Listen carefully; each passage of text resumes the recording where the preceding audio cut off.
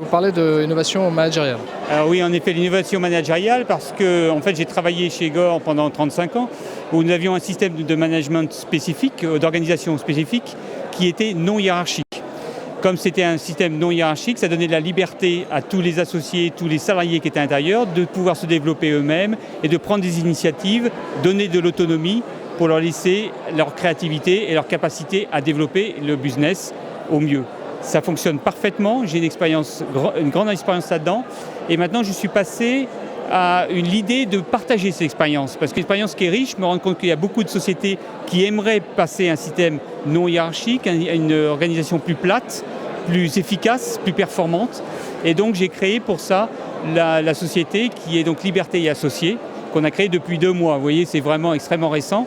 Et donc on commence toute cette partie, on est en contact avec des sociétés qui viennent nous interviewer, nous interroger sur qu'est-ce que c'est que l'innovation managériale, comment ça fonctionne si jamais je veux m'organiser de façon non hiérarchique, qu'est-ce que je dois faire, quelles sont les expériences que vous avez, quelles sont les questions à se poser, par où commencer. Souvent c'est ça, c'est par où commencer. Je ne sais pas par où commencer. Si je comprends bien, dans ces entreprises-là, il n'y a plus de hiérarchie. Exactement, il n'y a pas de hiérarchie, il y a simplement une organisation, c'est très structuré, c'est très organisé, mais il y a des leaders, ce qu'on appelle naturels, c'est-à-dire des leaders qui sont élus par les petits groupes pour lesquels ils vont coordonner ou pour lesquels ils travaillent. Le petit groupe dit, oui, je pense que il se présente en disant, je voudrais faire le leadership ou être votre leader pour les années qui viennent.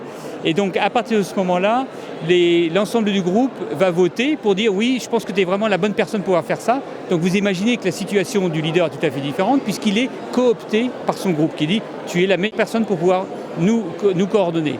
Et évidemment, ces responsabilités sont du coup beaucoup dans l'écoute, dans la capacité à pouvoir laisser la liberté au groupe qui travaille avec lui et laisser venir l'ensemble de toutes les énergies qu'il peut y avoir du groupe. Donc ça donne une fois de plus des groupes d'une très grande performance et très autonomes.